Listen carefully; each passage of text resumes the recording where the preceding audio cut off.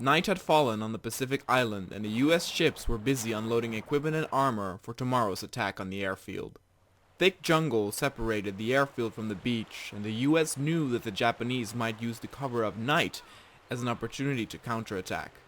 The US soldiers had set up defenses in the trenches previously used by the Japanese.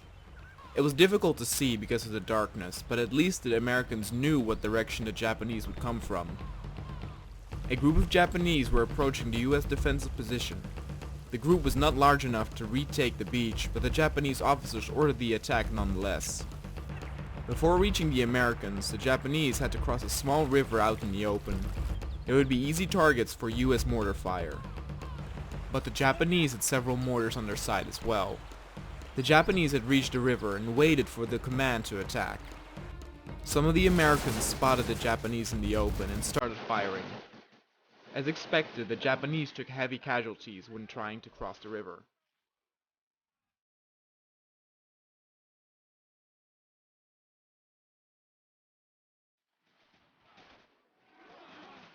It would not take long for the Americans themselves to come under enemy mortar fire as well.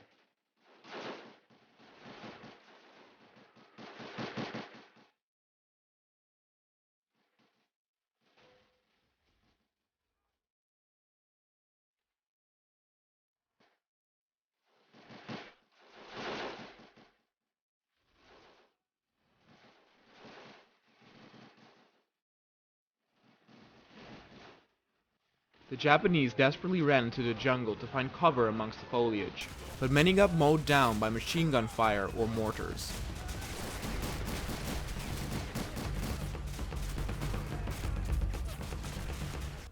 The darkness combined with upflying sand and smoke made it impossible to see, but the Americans tried to shoot at the muzzle flashes that appeared.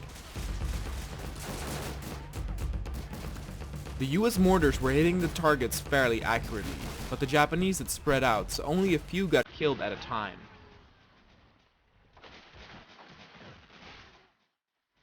The Japanese mortars, however, started to do some serious damage, as the position of the US defense had been pointed down. The raging barrage of mortars transformed the landscape into a state of devastation.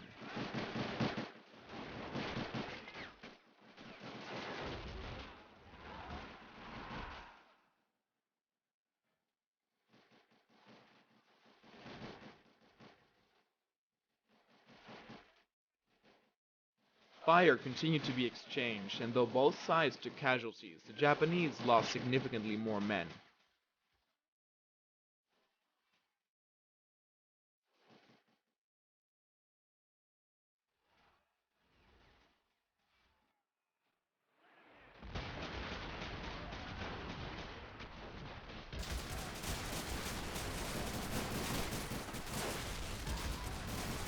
Morale was low amongst the Japanese as they were forced to crawl through their fallen brothers' blown up corpses.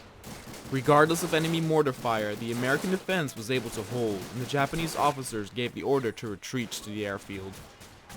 Though the Japanese officer knew his decision for retreating would not be tolerated, he was of the opinion that the men remaining would be valuable to reinforce the defense of the airfield. Morning had finally arrived, and all that was left at the battle zone was destruction and death. The Americans had unloaded the armor and were instructing the men on the attack that was about to commence in order to overtake the airfield.